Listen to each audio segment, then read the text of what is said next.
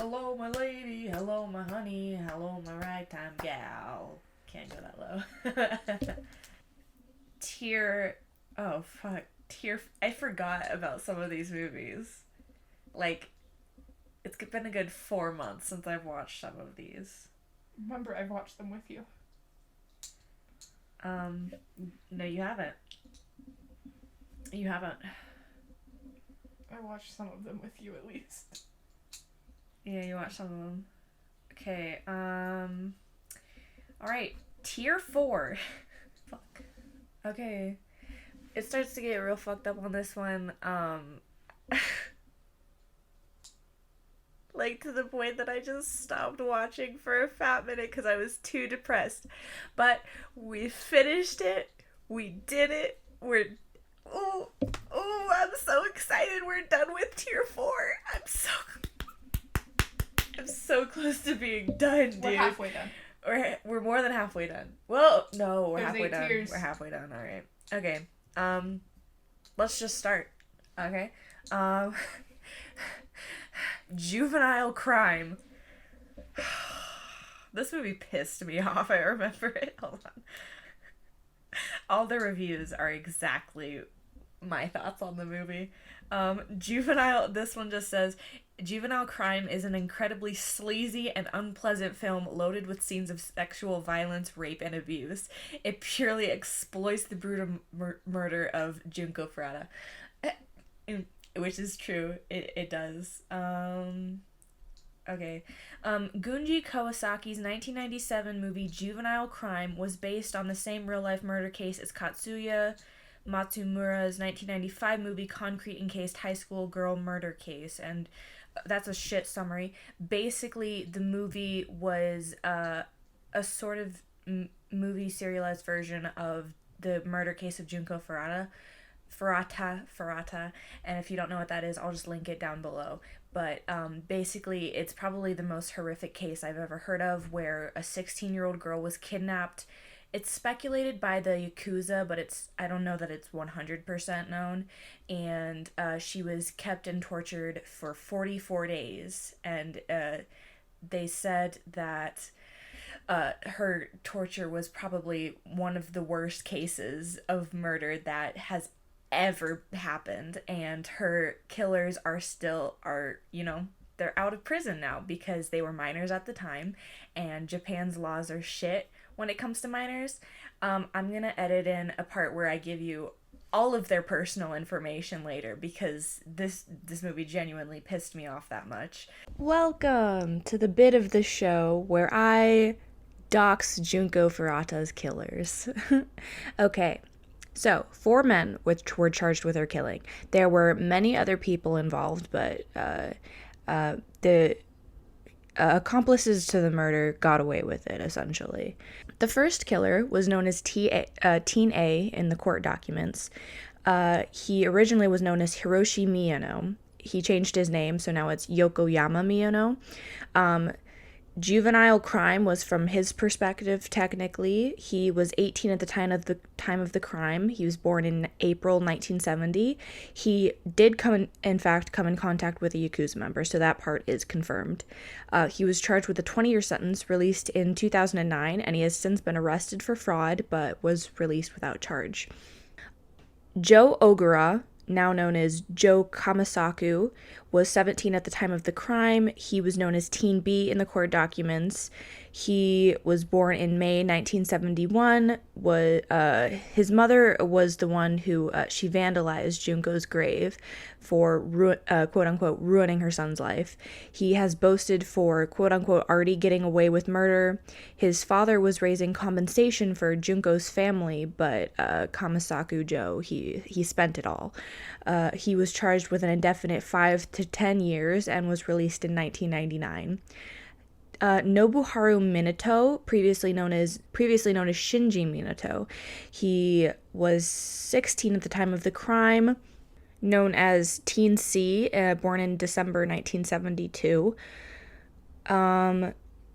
He continued his life of crime and was arrested in 2018 for attempted murder. it was his house that Junko was imprisoned at, and his parents that met Junko, and they did nothing about her kidnapping, nor were they charged. His last ping was his arrest in 2018, Kawaguchi City, Saitama Prefecture, Japan. His last known address was in Aizu City, Fukushima Prefecture, but his current address is unknown. He was married with a daughter, but allegedly the wife divorced him and now has custody of the daughter. He was charged with an indefinite 5 to 9 years. And then Teen D, Yasushu Waranabe, born December 1972.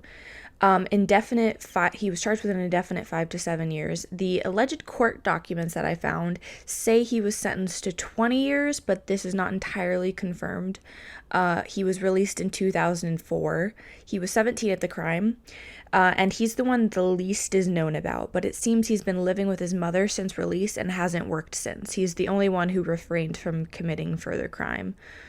The house Junko was kept in was demolished after the murder, and interesting factoid, I don't know how accurate this is, but I read from a news outlet that the men who committed the crimes were society reacted towards them with such vitriolic hatred that they made this, and they said the men who committed the crimes were of North Korean descent, which adds to why the public reacted with such hatred. I'm not saying this is accurate, it's a theory I read, and personally I think regardless of their nationality, it's a natural public reaction to be as angry as Japan was, but I think it's an interesting theory. It was really hard to find information on these dudes. I had to scour the internet for hours, and if I spoke Japanese, these men would never survive.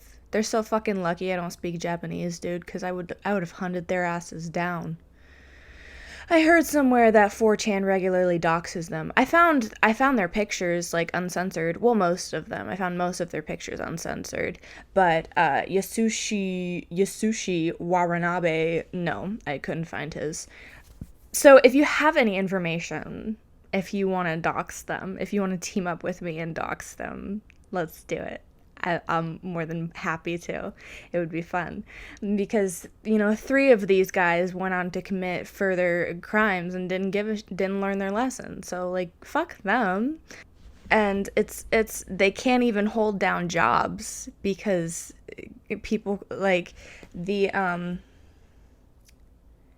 one of them, he tried to work at a bar and everyone called him Concrete, short for concrete, as in girl encased in concrete, and so he quit immediately.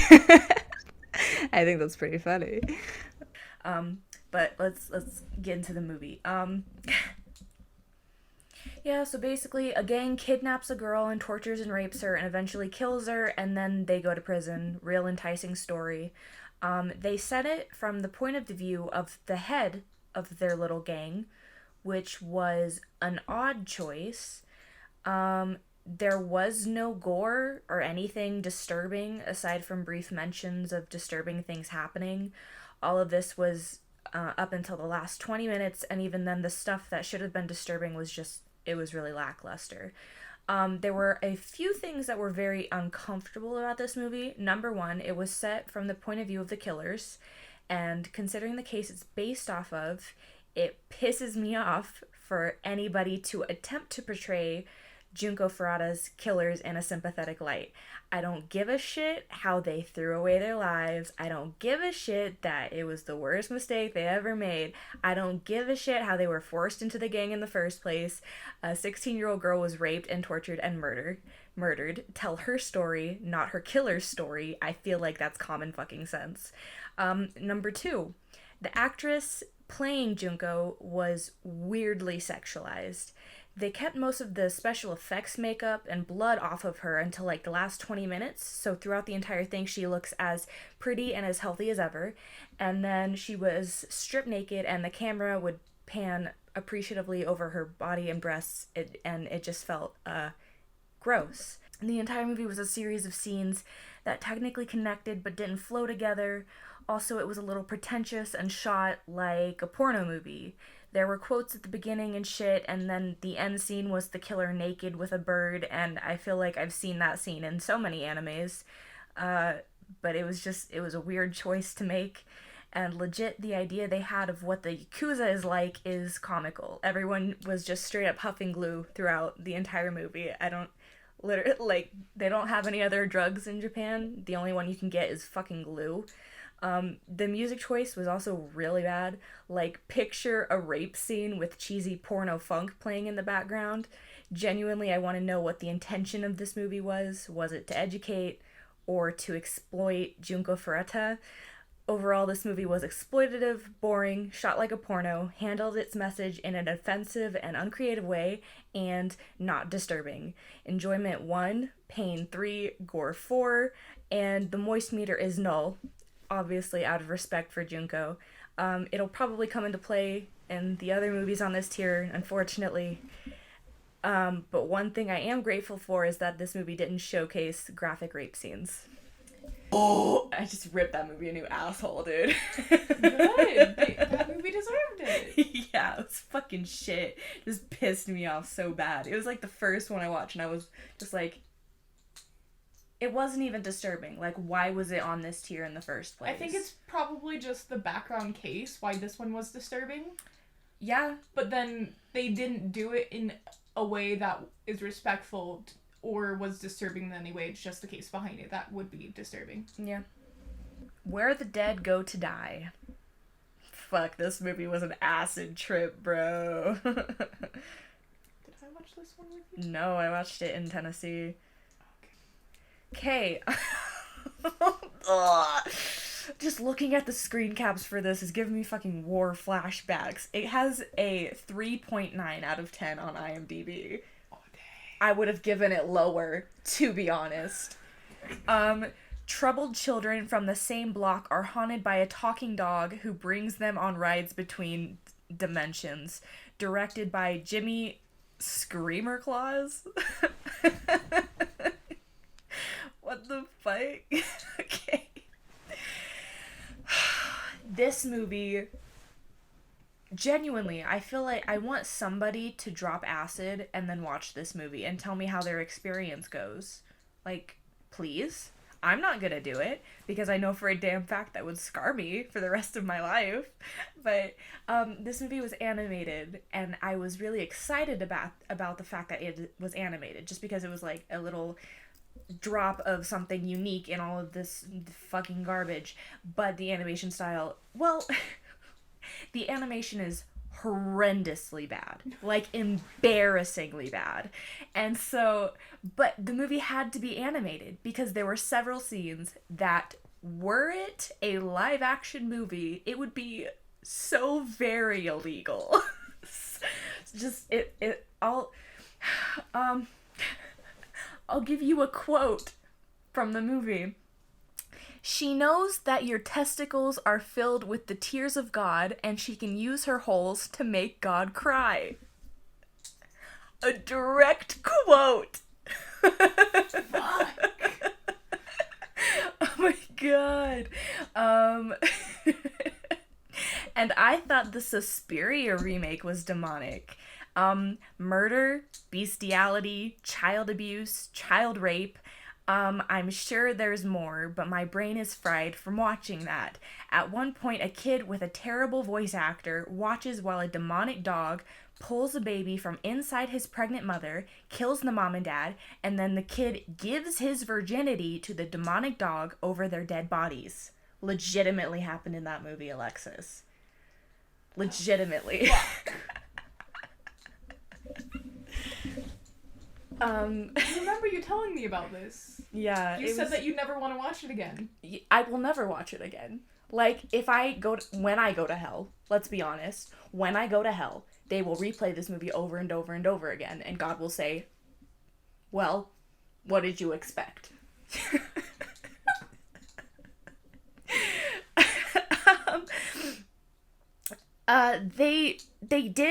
They tried to connect all the different plot lines. It happened. It worked. But I have no fucking idea what that was. It was nonsensical. A bunch of kids with traumatic childhoods are approached by a talking dog, and demons, or something, and then all the kids commit crimes and go to portal dimensions, and they talk about the Abrahamic God a lot. I thought that maybe it wouldn't be that bad because it was animated, and I was actually excited because I love adult animation, but fuck. This movie was so convoluted and disjointed, and the story sucked. I get why it was animated, because there was some shit that would have been very illegal if shot live action, but I still have zero appreciation for this movie. The only commendable thing was that they managed to build up the final kid and his crimes really well. Like, basically, he was he was a twin originally, but a conjoined twin. And so I think his brother was like meshed into the side of his head and would like tell him evil things, and his parents hated him because he quote unquote killed his brother, and so they abused him. And then he fell in love with this neighbor girl who was the only person who was nice to him, and he finds out that her dad was doing a child porn ring with her and like filming it and abusing her, and then the kid snaps and kills him. He was abused by his religious parents and fell in love with this girl who he found out was forced to make child porn by her father, and then the main character murders everyone involved in her abuse, which, okay, solid. I didn't like this movie. I was literally counting down the seconds for it to be over. Enjoyment 0, pain 8, gore 8, moist 0. Okay. And by this point I've made good friends with effedupmovies.com. A guinea pig. A guinea pig. Oh, guinea pig. Okay, let's do this. Ooh, I'm thinking about the ice scene. Ooh. Yeah. Ooh. Yeah. No, I'm uncomfy. Can you believe that came out in 1985? God damn. Damn, that was really good. Mm-hmm. Okay, so the second movie of Guinea Pig, the director met Charlie Sheen, gave him a copy of the second movie. Charlie Sheen watched it and was so disturbed by it that he called the FBI. It was made in 1985. Guinea Pig Devil's Experiment is a 1985 Japanese horror film written and directed by Satoru Ogura, and the first film in the Guinea Pig film series. The film depicts a group of 3 men who graphically abuse a woman in a number of ways. Maybe once upon a time I would have gone all out and watched every Guinea Pig movie, but not today. For the sake of my sanity, I will only be watching the first one. The first one was enough. Thank you. And I have a whole reaction of it recorded. I'll just show you it. But basically, they just have a series of scenes that it's not relevant. There's no plot line, but they just torture a woman. There's Claw, where they take a wrench or some shit and twist her skin. There's Sound, where they just force her to listen to like white noise until she goes insane, and then they throw like dead chunks of guts all over her, and they, oh my god, the worst one was maggots. No, the worst one was the eye. It's literally, it's like my eye hurts thinking about this movie. Yeah. Fuck, I blacked. There's a whole thing where they stick a needle through a girl's motherfucking eye. I swear to God. Oh my god. I didn't like this experience. It wasn't fun. Who would watch this? Us. Not for enjoyment. I love how we laugh because we're uncomfortable. I didn't watch this because I wanted to. I watched it because now I feel obligated to finish this series. At least you can force me to go watch them with you. Not anymore. I'm moving. Discord. Yeah, but I don't have Discord Nitro. I'm gonna have to buy Discord Nitro. I have Discord Nitro. You have Discord Nitro? Yeah. Oh my god. Yeah. You'll have to stream all the movies. Do you know how to pirate, Alexis? You'll have to teach me. Okay. Kick. It's gonna get worse. It's gonna end with sounding or something, dude. Do you know what that is? It's where they shove little metal rods up your urethra. They're Japanese. That's gonna happen. Have I shown you the video of the guys having sex, like, inside of a girl's boob? No. Like, they stretched open her nipple hole and had sex inside of it. Yeah, no. I don't want to see that. Do you think this is real? I don't know.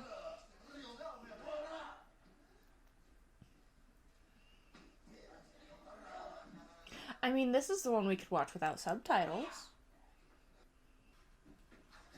Is her name Yeg? Never heard a Japanese girl whose name is Yeg. Yeg.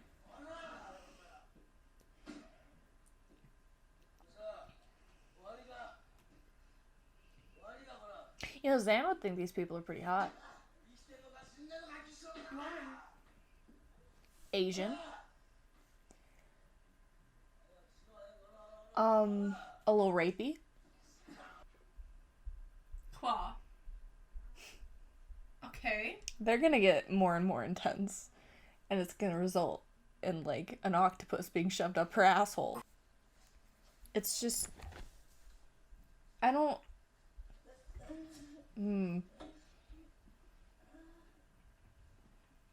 No. Oh my god. Oh my god! I don't... Oh my god! That's a nope from me.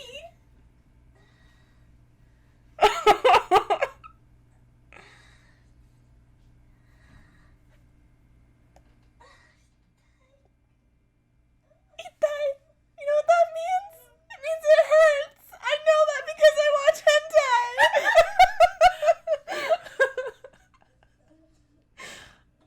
I love how it's because of hentai that you know that. And her like grunts of pain are not helping. Okay, if it's not real, the effects are really good. Do you think this is just really weird porn? I can see it. Since it keeps focusing on her face and her making noise.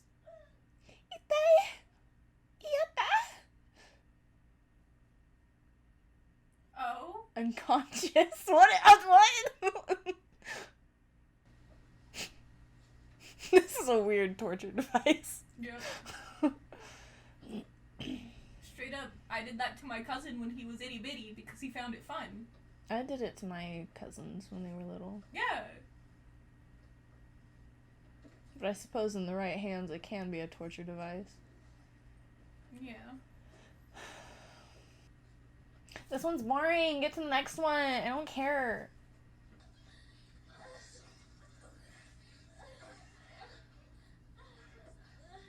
Japanese people are fucked up. Yeah.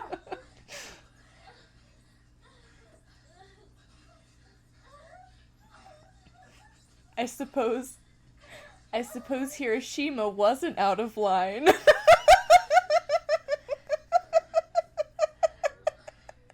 Goddamn, Faye! That was a good one. It was. But at the same time, that was fucked up! I know. I'm sorry. You're not sorry and you know it.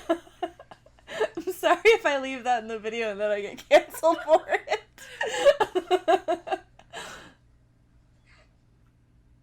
A sound? Huh, wait. Okay, thank God. Why? What were you thinking? I thought it was gonna be sounding, and I was like, I don't know if the Japanese word is the same.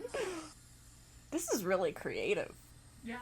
I mean, props to whoever thought up these torture devices.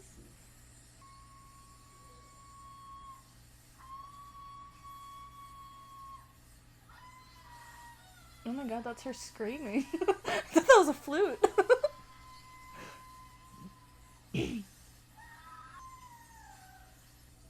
Oh my gosh, she's gonna turn into Ken Kaneki. Oh no. I love that repetition is the thing that can drive somebody insane. Yeah. Like, do you remember that movie? The one we watched the other night, The Empty Man. Yeah. Like, they talked a lot about repetition, how, like, the more you say something, the more meaningless it becomes. Mm-hmm. I wonder what that is. Because, like, the repetition of something, like, listening to the same sound over and over has been shown to, like, drive people insane. So, like... Wait, what was the label for this one? I don't know. Oh, fuck! Are they cutting her hair or her nails or something? Oh, no. They're ripping out her fingernails. Oh, no. Oh! Oh, no. Oh, no. By this point, she's like, dude, I don't even give a shit. Burn. Oh, fuck.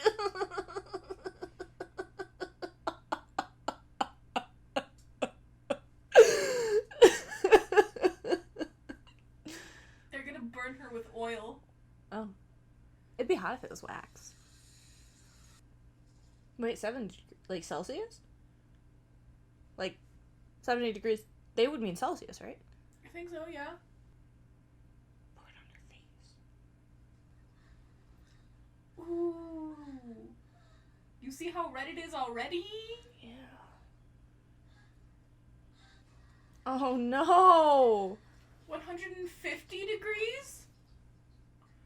Are you gonna do it on the same spot? They're gonna do it on the same spot. Oh!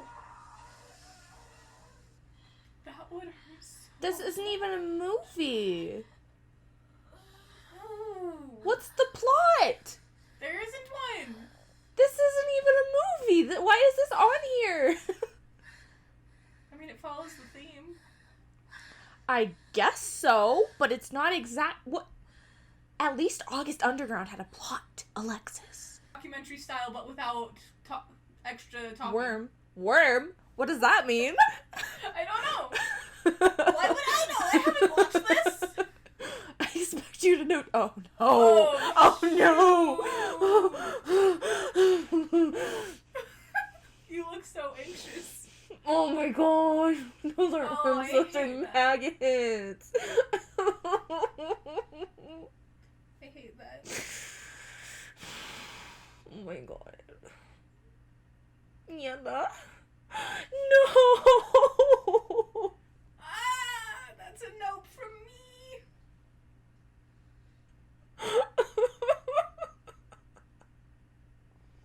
Are you crying? Like legit crying? I have tears in my eyes. Why? What? This is the worst. What is the point of this? I No. don't think there is a point. Aren't I normally the one asking you what's the point?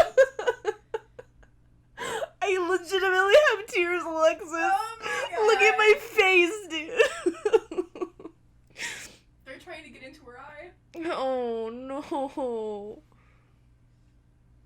Poor girl. I don't want to watch worms crawl into her open wound. Yeah. Who would want to watch this? What kind of psychopathic shit? You like a fight. You like Guts. watching them struggle. Guts. Fuck. I thought you were just saying guts to agree with me. No, that's what this next section is called. This section's boring. Yeah. Give me back the maggots. You want them back? No. I'm just saying that.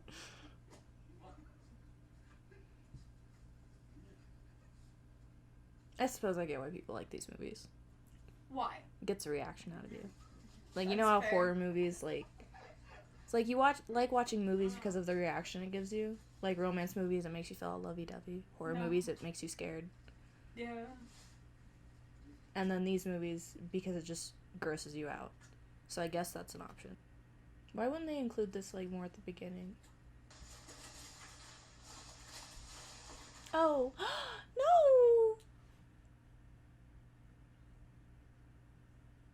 Ooh. Ooh! Ooh! Ooh! I love how we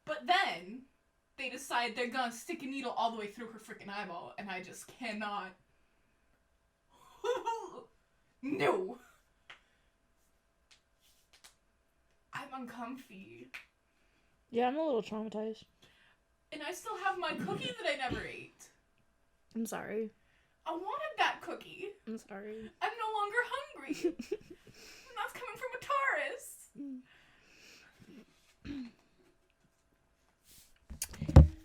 So enjoyment, I'm gonna rate that a 10. Did you enjoy it though? No. Then why would you give it a 10? Because I'm being a little shit. There's more of these movies. This was just the first one. There are more of these movies. Do you think they get worse? Yes. Well, I don't know, because, sequels are never as good as the original. Enjoyment... Are they on the list, though? Because if they're not on the list, I don't want to watch it. Well, the thing is that they just put guinea pig in this one, so I don't know if that means they meant all of the movies or just the one. So I just assumed the one. We're just gonna assume the one? Yeah. I do not want to watch all of the Yeah, others. fuck no. Okay, enjoyment, 0. Pain. Yeah, 10. Yeah. The ending there definitely... my eye. Gore. Thinking about it hurts my eye. Would you... I thought it was probably a 10. Yeah, especially that last bit. And moist, 0. I thought there was going to be a little bit more rape in there. I was excited. The worst thing about the eyes thing for me is, like, that you can't hide from it. Because it's, like, your eye, you know? I'm sorry.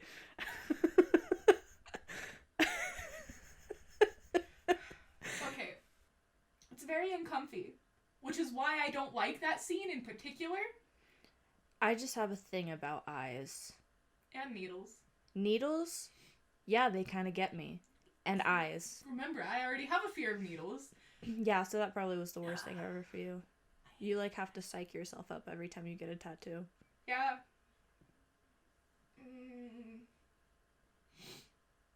I'm not happy. Mm-mm. But hey, at least we got that out of the way, huh? Stop being so happy about it. That was a fun experience. Your pencil's over here. Was it? No. Yeah. Guinea pig. Crossed off. Now we have 1, 2, 3, 4, 5, 6, 7. Great. Did I say the scales for this movie? No. Oh, cool. Enjoyment, 0. Self-explanatory. Moving on. Pain, 10. Gore, 10. Moist, 0. I thought there would be at least a little rape. No. And I was excited. It was all just varying forms of torture. August Underground. Just moving on. Moving on. Did I watch this with my uncle? Yes. We started to watch it with my uncle, decided, no, fuck this. No, that's the other one. We watched August Underground because that was the one where it made no sense going to the various stories and places and filming them doing petty things and then progressively getting worse. Oh yeah, we watched this and then just talked the entire movie. Yeah. August Underground is a 2001 American exploitation horror film directed by Fred Vogel and written by Vogel and Alan Peters. The film stars Vogel as a serial killer named Peter who kidnaps and kills several innocent people, while his unnamed accomplice, played by Peters, films and documents the murders. Okay. I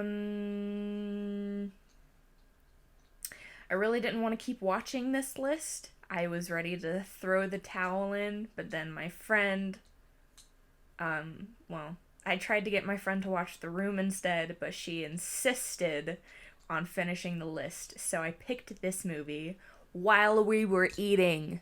Don't do that. Yeah, we didn't really eat, did we? No, we stopped eating immediately. Well, that's because he cut off her nipples. Yeah, we started eating, I shut it off in under 5 minutes, and then I put The Room on, which we also didn't finish. The director traveled into Canada with copies of this movie and got arrested I think the charges were dropped, but it's still funny. Um, oh yeah, we did watch it with my uncle because I watched it and the orgy scene was pretty awkward because I was with my friend and my uncle. Mm-hmm. Overall, pretty shit, but I respect the vision. um, Didn't the orgy scene go on for like 15-20 minutes? it went on for a really long time, didn't it? Yeah. But I'm reading over the notes and have zero recollection of this movie whatsoever, aside from the nipple being cut off. Yeah, that and was the at orgy. the very beginning. Yeah. Orgy was towards the very end, and then there were just literally petty crimes in between. I probably only remember the nipple because I had to watch it twice. That's true. The intention of this movie was to give a realistic depiction of serial killers because media really glosses over that. And the director intentionally made something that would stir up a lot of controversy so that he could get funding for other projects. All in all, respect the drip, but I still didn't like it. Enjoyment 2, pain 4, gore 6, moist 0. Viva la muerte. I know you and I watched this one together. It was fucking weird.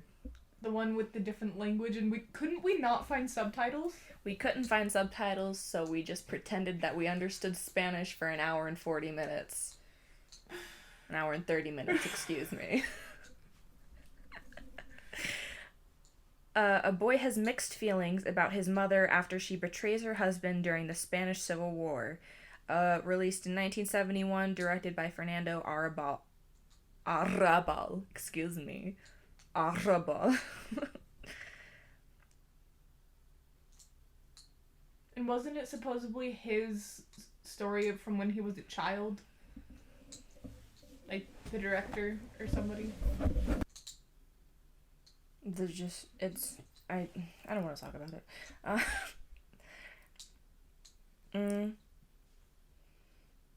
I liked this movie because it was a commentary. I liked this. Shut up! I got it. Don't. I liked this movie for the commentary on how not only war can mess a kid's mind up, but so can religion. For the time, it's very odd to find almost a negative connotation surrounding religion. Considering the time when everyone was very, love God and stuff.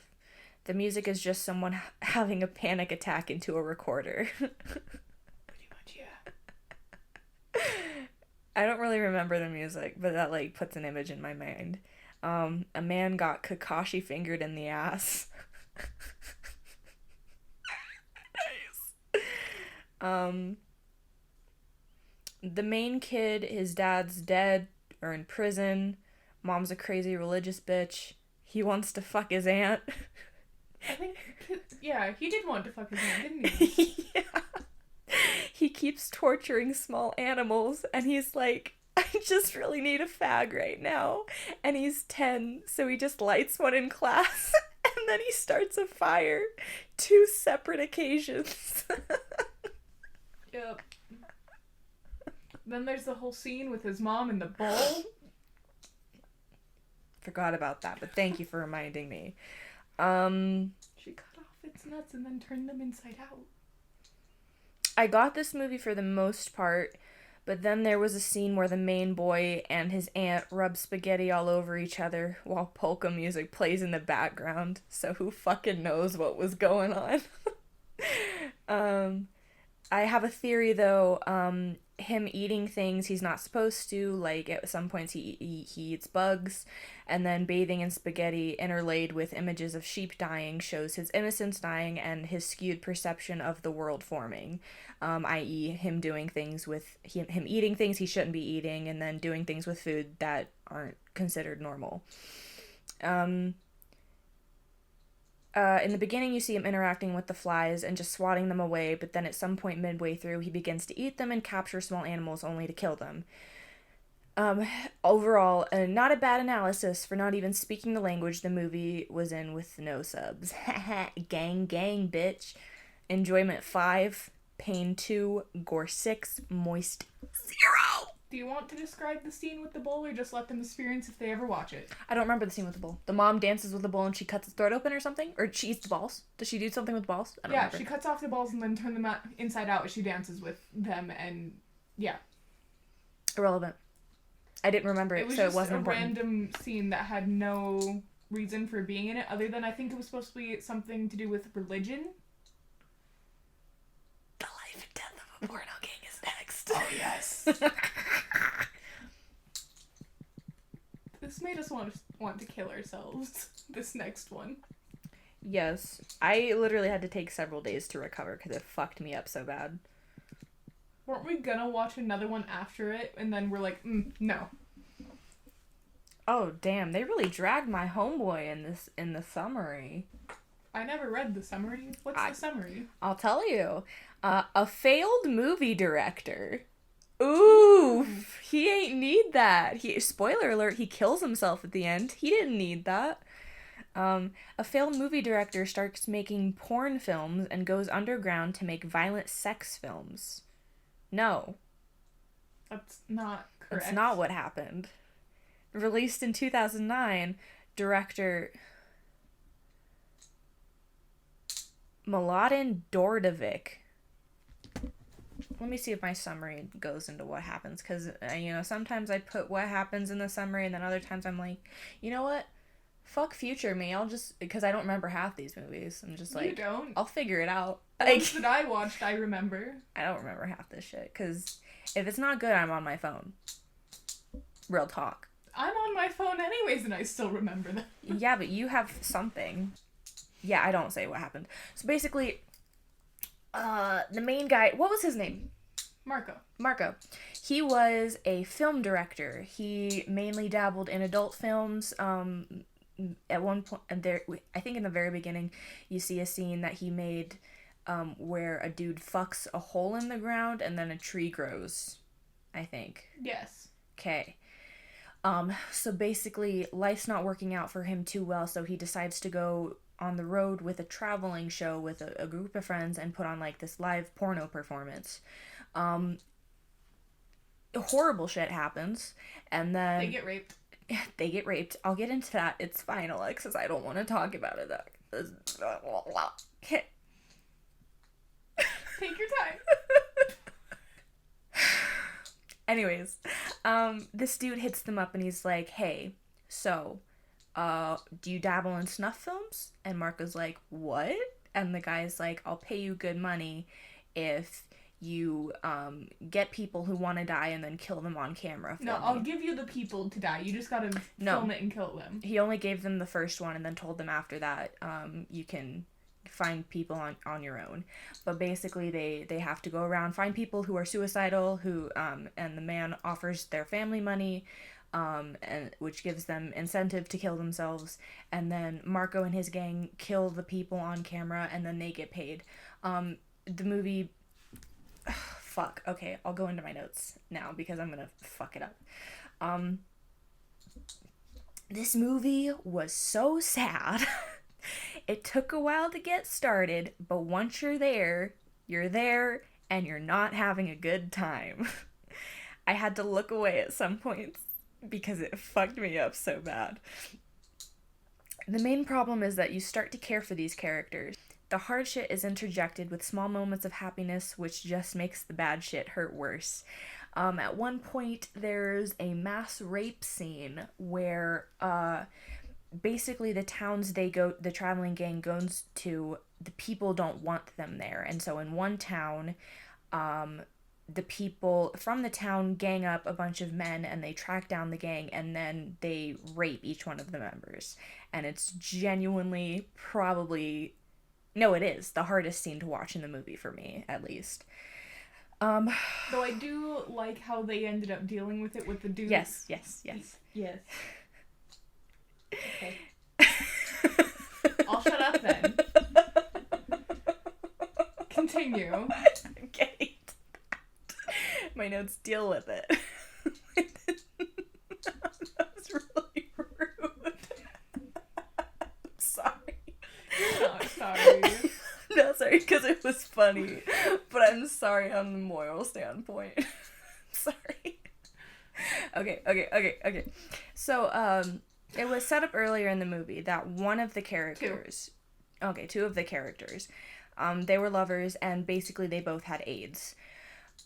Later on during the rape scene, they're anally raped and they just kind of look at each other and then they start to laugh with this knowledge in mind.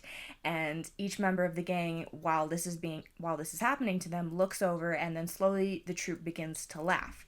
And the attackers just look confused and they're not sure what's going on, but then the audience gets it and you're like, oh, and it's a really bittersweet moment. It's like, ha, fuck you, I guess. We got you over in the end, I guess, but this horrible thing is still happening. So it's really like hard to describe how you feel in that scene. But that scene was the hardest to watch for me, and generally I'm not triggered by scenes like this. So I don't. It's because they actually got you to feel for the characters, since that was like a good half an hour to 45 minutes in, where you had multiple happy moments right before then. It's not even that, because like I can watch a movie where, well, like, have you ever seen Irreversible? No. Well, basically, I suppose it's a different circumstance, but basically they have probably one of the most notoriously graphic rape scenes in all of cinema.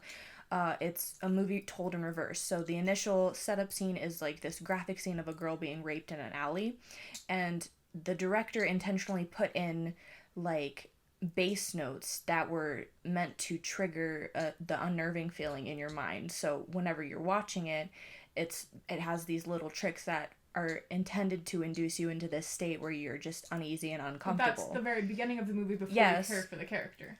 Yes, but oh no, it wasn't. It was at the very end. And so the movie is just told of two men. This happened. It's told at the very end what happens, and then the beginning of the movie was told of them, her friends dealing with the consequences of this and tracking down the man who raped her and killing him. You don't get to know her as a character, but it's still meant to be, from everyone's perspective, it's like one of the most fucked up rape scenes in all of cinema. I can watch that scene and feel literally nothing. Well, that's because you don't know the actual person that it happened to. You know what happened to the people around them. Getting to know the actual character and getting to know the people around that character is different. But even then, I don't know the characters in this movie that well. I don't even know all of their names. I had to ask you what that dude's name was. Yeah, but that's because it was like a month or two ago. It was pretty comparable to Salo in the sense of you being emotionally exhausted by the time the movie is over. This is one of those movies that sticks with you. Like, I have thought about it pretty regularly since I saw it. Especially since his last line. Fuck, I'll get to that, Alex. So two scenes really fucked with me.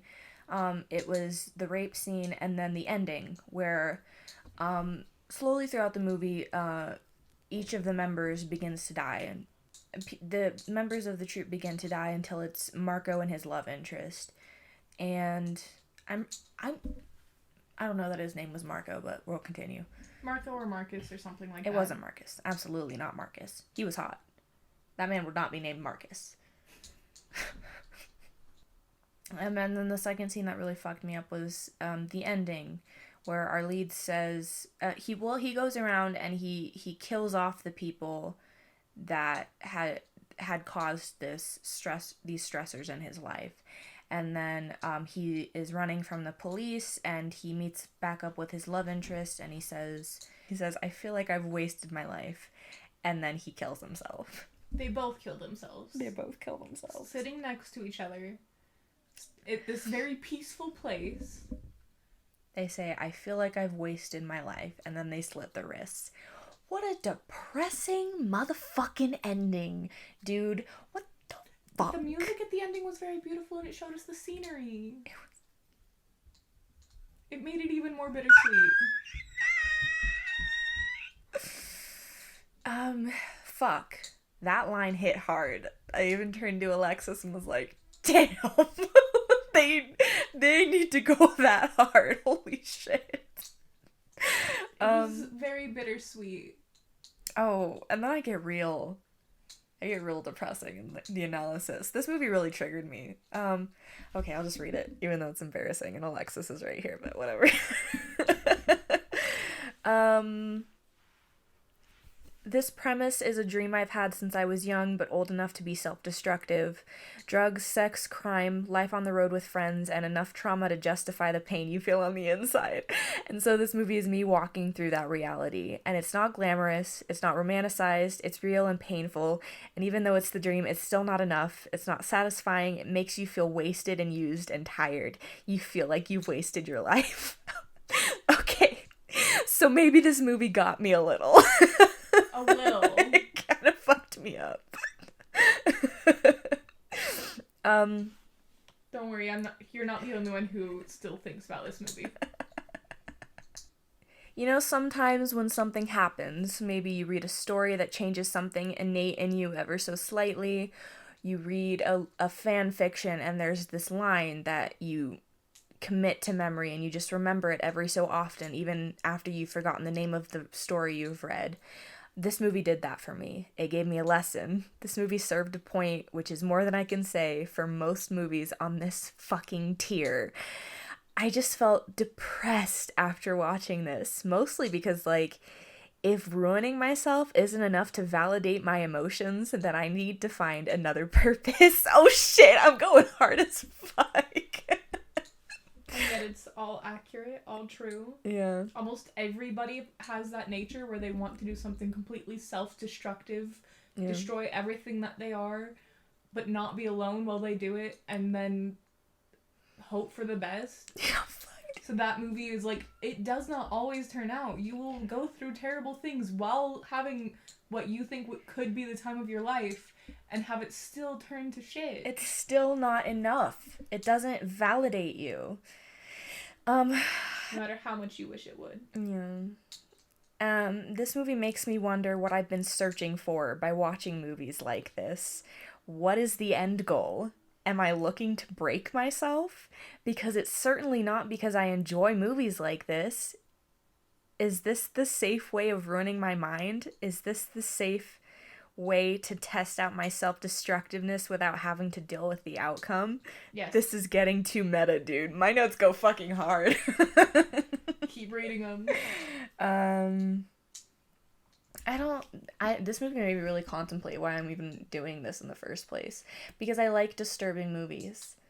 I think psychologically they're very interesting, and I think in a way watching fucked up movies does validate my own emotions, and it does it in a safe way where I can see something fucked up and then I can turn the TV off and say, okay, now I'm done. I can get a break from it. It's a lot less stressful than real life and having fucked up shit happen to you personally. But then I don't like disturbing movies that are only disturbing for the sake of, like, gore. I like it if it has a point, and I especially like it if it has a happy ending, because, like, you're going through all this fucked up shit. I would like to think that in the end there's a little ray of sunshine. There's something, you know, it has a happy ending to the story. I find it really fucking depressing for a movie to just be depressing all the way through and then to end on a sad note. Like, great. Is that how my life is gonna go? That fucking this sucks. Movie at least had the highlights in it because it had the happy moments and it showed the good and the bad and not just the bad. You see why this was, like, one of my favorites on this tier, yes. right? Like, it was depressing, but it was such a good movie for the tier, and I feel like it really helps tie the tier together to show, yes, these movies are disturbing. Partially, part of that is because of the psychological of, not because it's gory, not because it's sexualized, but because mentally, it's that I could be doing the destructive behaviors that they're doing. Will I feel just like them, get the highs, the lows, and then still feel like it wasn't enough? Mm-hmm. That movie did a really good thing of showcasing that.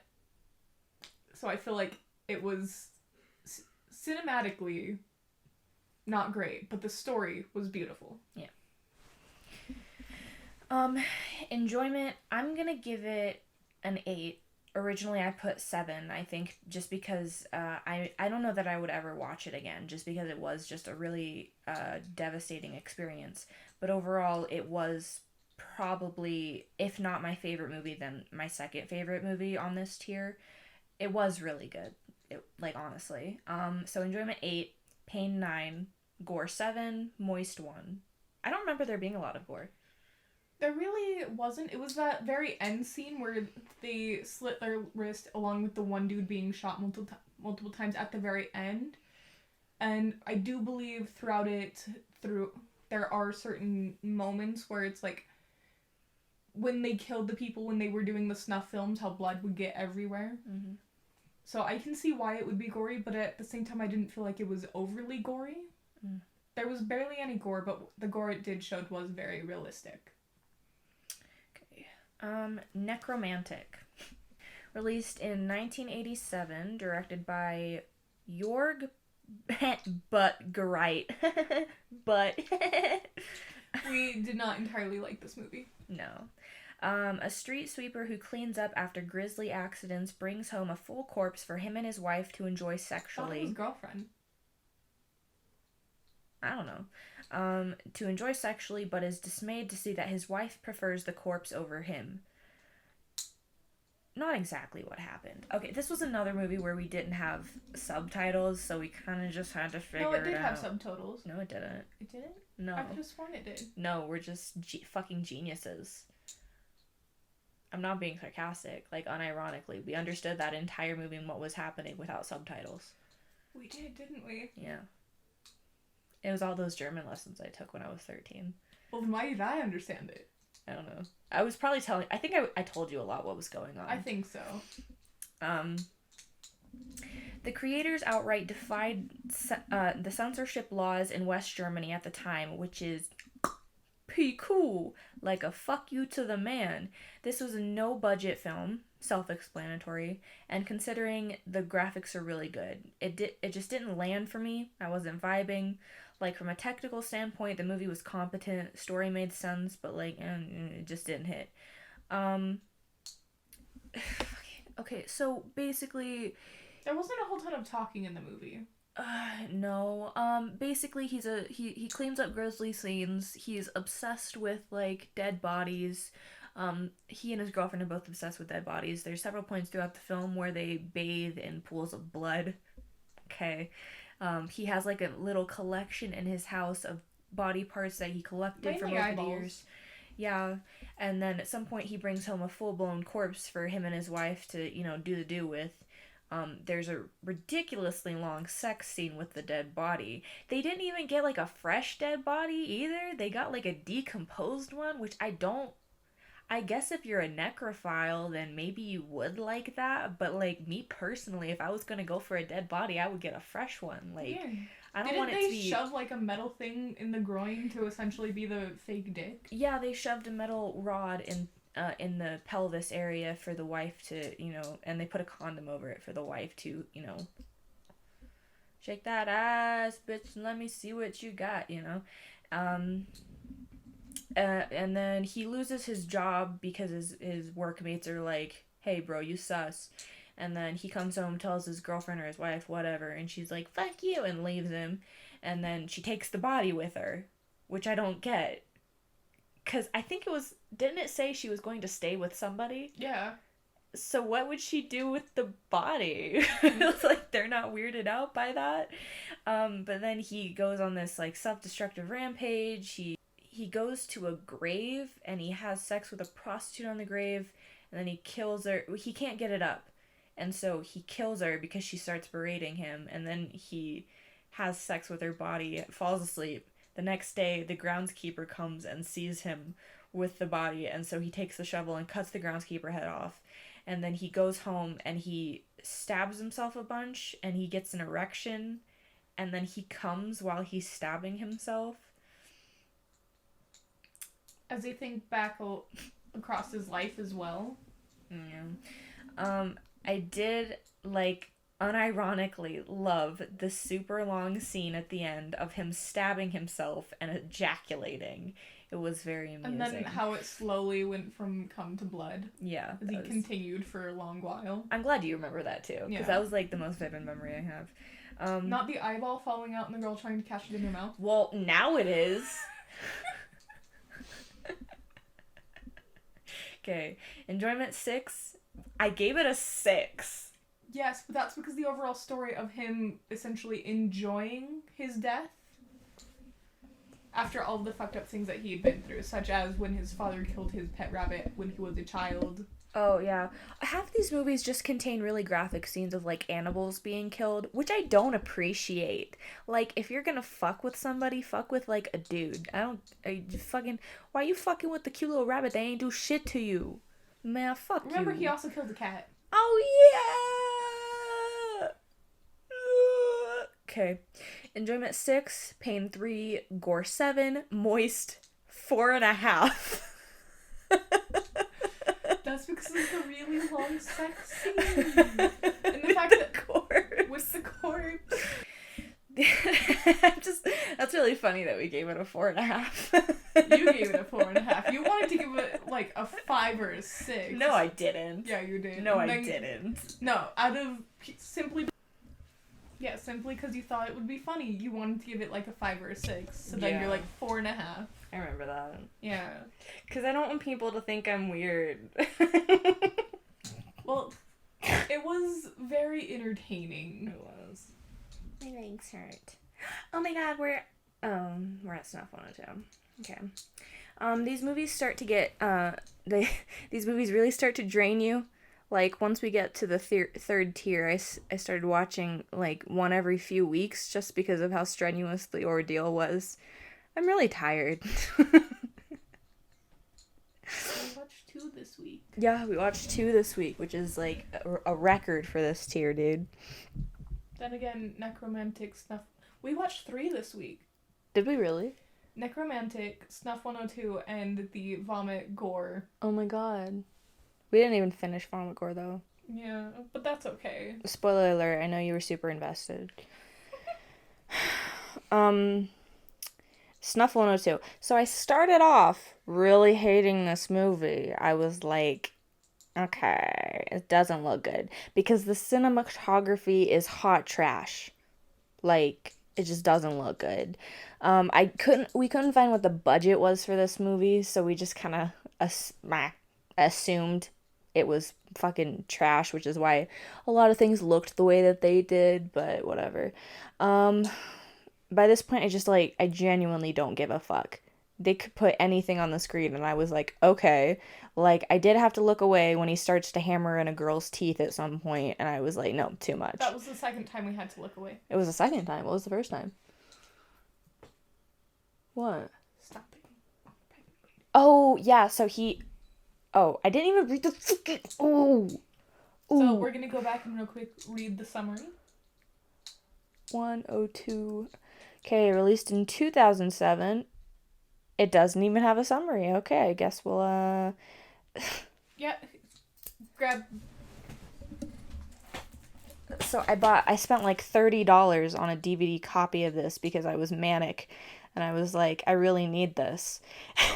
'Cause I heard that these movies were really hard to find online.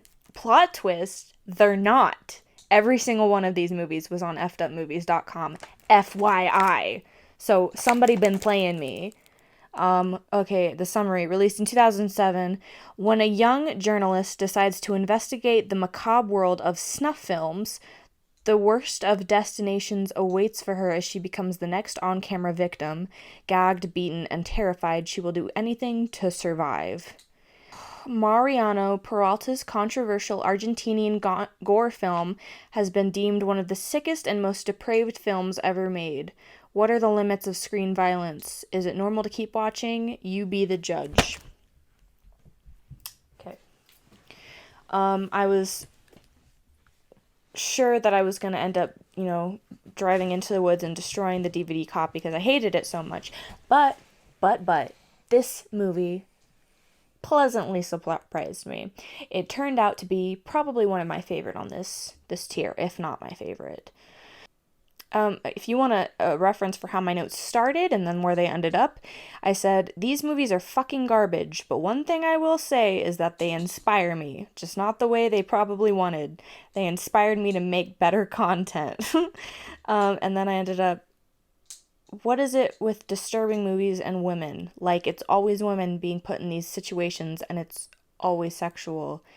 I think Alexis made that point. I was like, yeah. Yeah, it's always gore and women being sexualized with, like, gore and something with these movies. I suppose because they're easy to victimize, like if child pornography was legal. Like, okay, something to point out throughout all, like, the last, let's just say 100 years, women, especially put in a sexualized thing, are seen as objects and not as people anymore. So it's easier to put women into these scenes because they are seen as objects throughout history to then be like, okay, that's fucked up.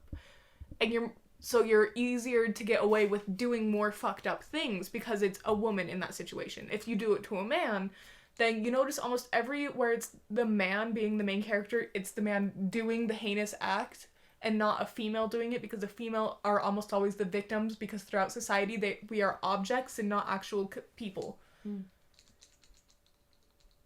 Sorry. No, that was fair. That was a good point.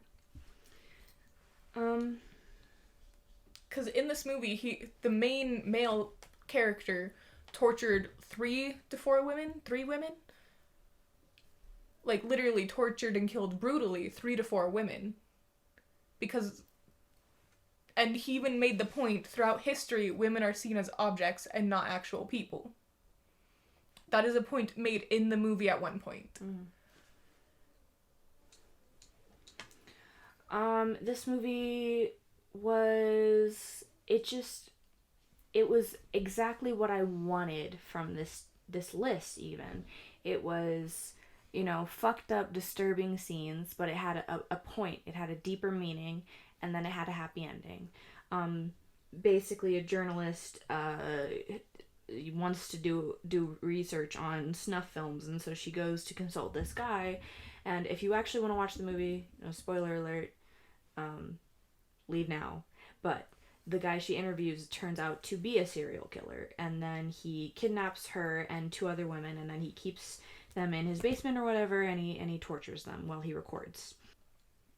And throughout the entire movie, where you see him torturing these women with a mask on, so you don't realize that it's this man. You see this man throughout different breaks and points. While they're being tortured, it's in color. Things in the past are in black and white. So he's talking to the woman, making these points throughout the thing, saying things, and it's like, oh my god, that makes sense. I can see why, I can see why you could follow the train of thought, which is slightly disturbing in itself, but then at the same time, it just makes really good points, such as remaining anonymous online. It's easier to go through the thing of, I can do these terrible acts because nobody knows who I am online, as opposed to, I'm going to be doing this in person, I have to remain a good person in the public eye. The transition at 27 minutes, I'll insert a clip here, but this is for editing me. I want to include that clip. Esto es lo más importante que tengo para decirte. Hay un concepto relativamente nuevo. Se llama videocerebro global. Así como Jan pensaba en el inconsciente colectivo, la televisión es la Biblia de la actualidad. Sería el inconsciente colectivo de hoy. Y funciona por imágenes, así como el cerebro piensa por imágenes. ¿Cuál es el motor de la sociedad contemporánea? El consumo. Usar, desechar. Los que no tienen dinero quedan afuera del sistema, no acceden, no existen.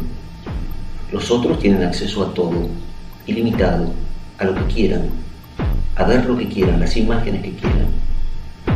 Y si el ancho de banda es ilimitado, ¿por qué nos vamos a limitar? ¿Por qué no podemos verlo todo?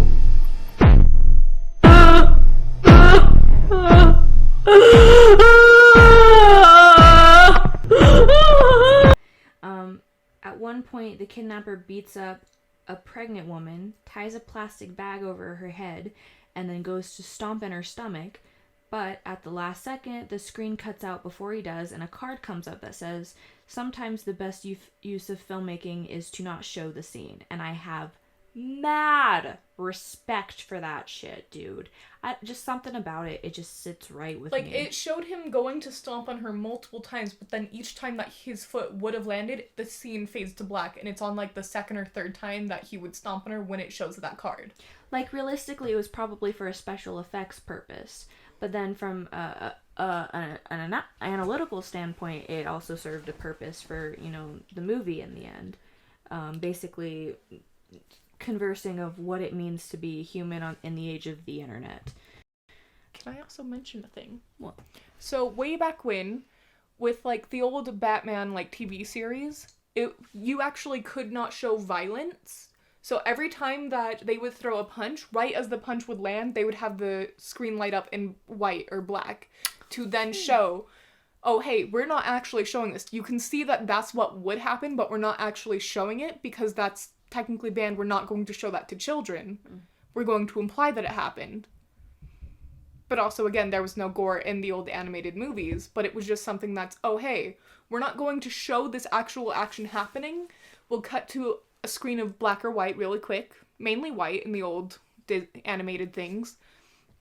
But we are going to show you they're taking a swing. It's a quick flash. But then that still will keep that, oh yeah, it happened. But like, it almost brings more, oh hey, they're hitting really hard. The scene goes white for a second continuously. Which is a random fact that you probably didn't need to know. But the fact that this movie did that, even if it's just the one scene of him stomping on the pregnant lady's stomach, it still shows that respect of, we're not going to show you something that is not right.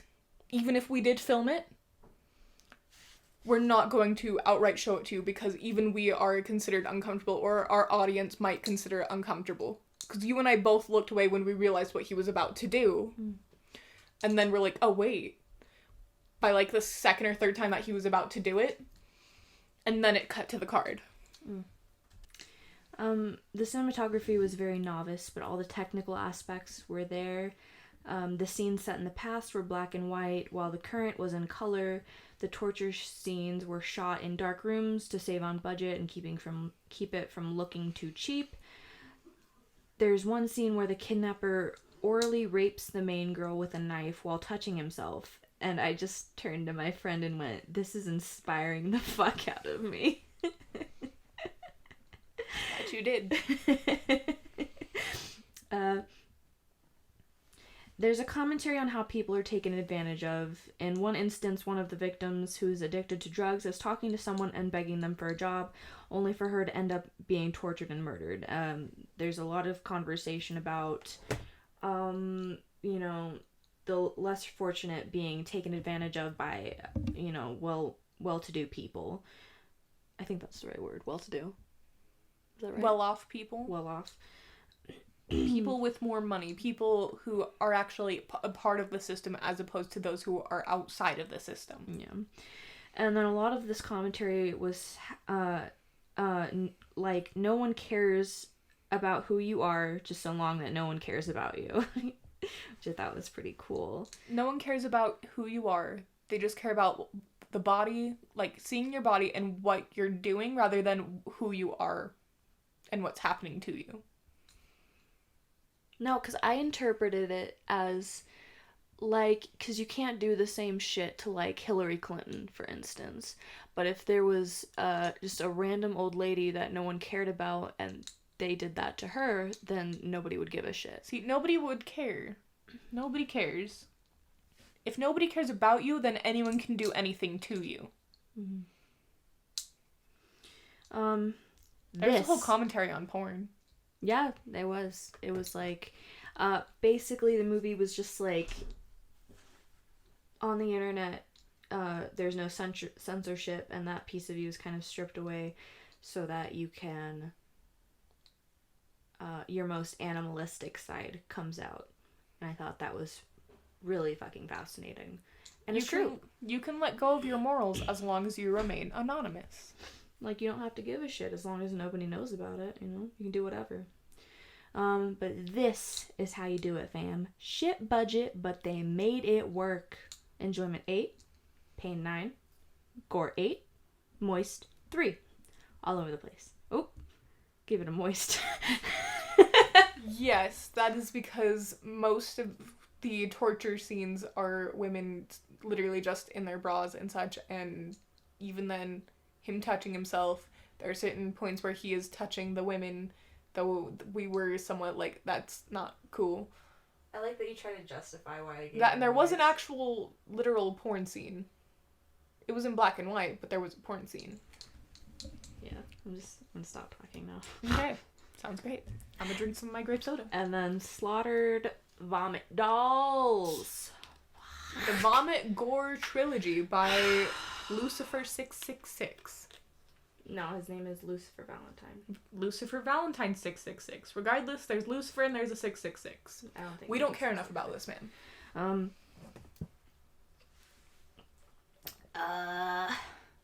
This was pretty nonsensical. Like, no, I should read the summary first, right? What was the first one called? It was Slaughtered Vomit Dolls. Slaughtered Vomit Dolls. Oh, by the way, there's a website. Don't go to it. It's like JAV. I don't know. It just...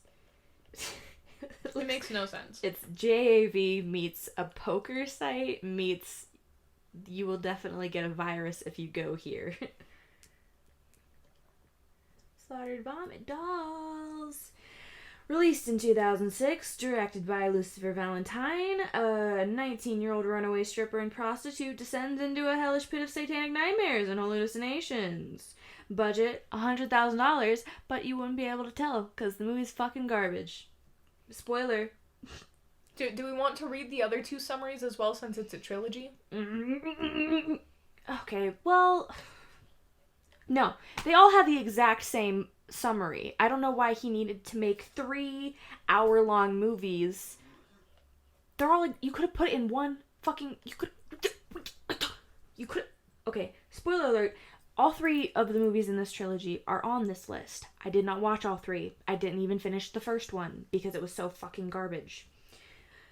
It was pretty nonsensical. A woman is getting fucked and she just keeps going on and on about worshipping Satan. I bet this guy, Lucifer, never even summoned Satan. Like, never even met him, bro, and you're just out here pretending like you're the expert, trying to be all cool and shit, talking about how you summoned Satan, bitch. But he never even summoned Satan. Were you there when we summoned Satan? No. Who did we summon with you? King Payment? No, it was Lilith. Lilith. Y'all tried to do Lilith and then said something else. Yeah, because of you. Yeah, it's because I have my own damn things. Leave me be. Leave me be with my whatever the fucks. But the edginess of this movie is more annoying than disturbing. And I didn't start to get legitimately pissed off until I researched more into the director. What annoys me most is that Lucifer Valentine is tied to the underground horror genre, and his movies are literally nothing more than nonsensical fetish porn. This movie barely even had a plot. There was no plot. There was no plot. I knew the plot because I looked up the plot, which I hate to do. I should be able to tell what's going on in your movie without reading the goddamn synopsis on Google. Fucking dipshit. 101 in movies.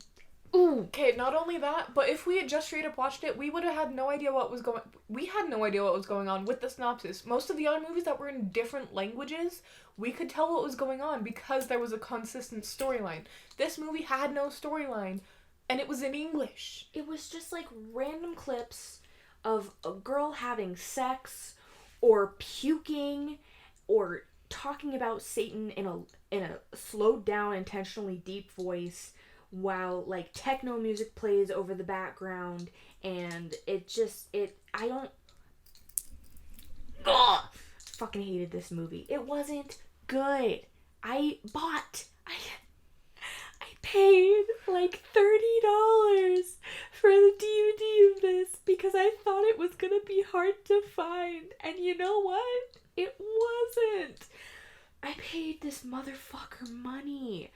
Someone should have bullied this guy, Lucifer Valentine, so bad he went out of the business of filmmaking entirely. And you know what? I can be that person. Smiley face. I'll do it. It's one thing if you dedicate your entire personality on being as degraded as possible, which, like, Fine, but you're nothing more than a tryhard who can't live without the approval, or disapproval in this case, of other people. Lucifer Valentine has several abuse allegations against him, including one he started himself that says he was in a sexual relationship with his autistic sister while she was in his care. And then another that says he was in an exploitative relationship with the actress from the Vomit Gore trilogy, Brandy Petrie, rest in peace, by the way, while she was strung out on drugs, and that's how this trilogy was born. But according to everything I've read about him, he himself started half of these rumors and thrives off the negative attention. So, fuck this guy. If you want an honest review, this movie sucked. It was fetish porn, but not even good fetish porn. Like, Saw was better, and I fucking hate the Saw franchise. I wasn't disturbed. I was annoyed by the audacity of this director and his half-baked attempts at being edgy. Enjoyment, 0. Pain, 0. Gore, 5. And no moist meter. Which should tell you something considering it's fetish porn. Where was the sex? It was about a prostitute, Lucifer. You didn't even give me, like, decent sex scenes? Fuck you. No thanks. Try hard, motherfucker. So we went out into the woods and destroyed this DVD because it was funny, and I'm gonna include clips of it here. We put it where it belonged, in the trash. Yeah, where it belongs. Okay, got it. Okay, great. This bitch garbage. Yikes! Oh! Son of a fucking...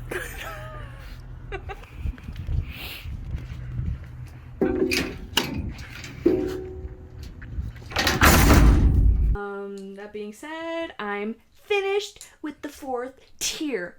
Yes!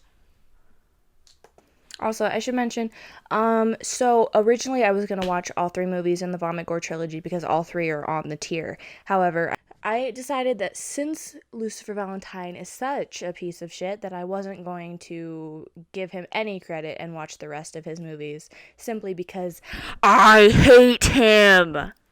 Oh, holy shit, that peaked the fuck out. So yeah, we didn't even finish Slaughtered Vomit Dolls because it was so fucking garbage, and the more I researched into Lucifer Valentine, the more I decided I don't want to give him any credit whatsoever. So, if you want an honest review of his movies, they're garbage. You don't even need to watch them.